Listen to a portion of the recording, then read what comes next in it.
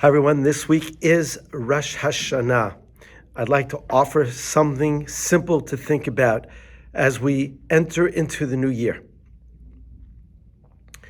I heard this idea from Rabbi Shalom Rosner.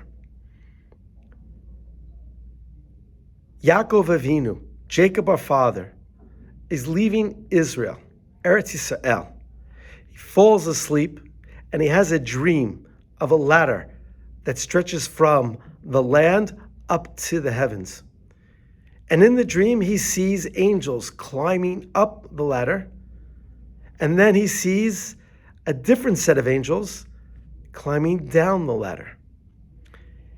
And Rashi tells us, a famous medrash, what does Yaakov see?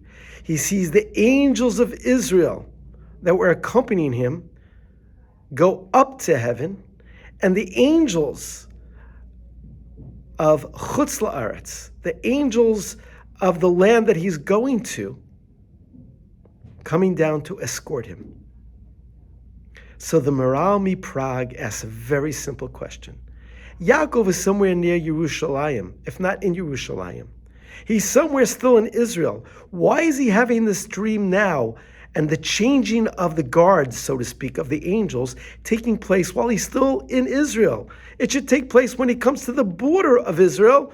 That's where he should have the dream, and that's where the angels from Israel will leave his side, and the angels of outside Eretz Yisrael will accompany him. And the Maral Prague says, because Yaakov, his mindset was already that he was leaving Eretz Yisrael.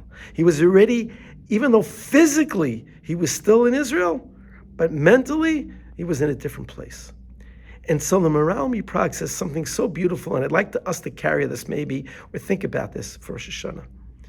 We may be, when it comes to our spiritual standing or status, it's not as important as where we are at the moment in our spirituality, but where we want to be headed to. And that's the message, that God should see us, and we should take ourselves to Rosh Hashanah with a sense of direction of where and who we would like to become, even though we're not there yet. The Slonim Rebbe has a beautiful idea. We have this mitzvah called Kedoshim Tihu. One should be holy.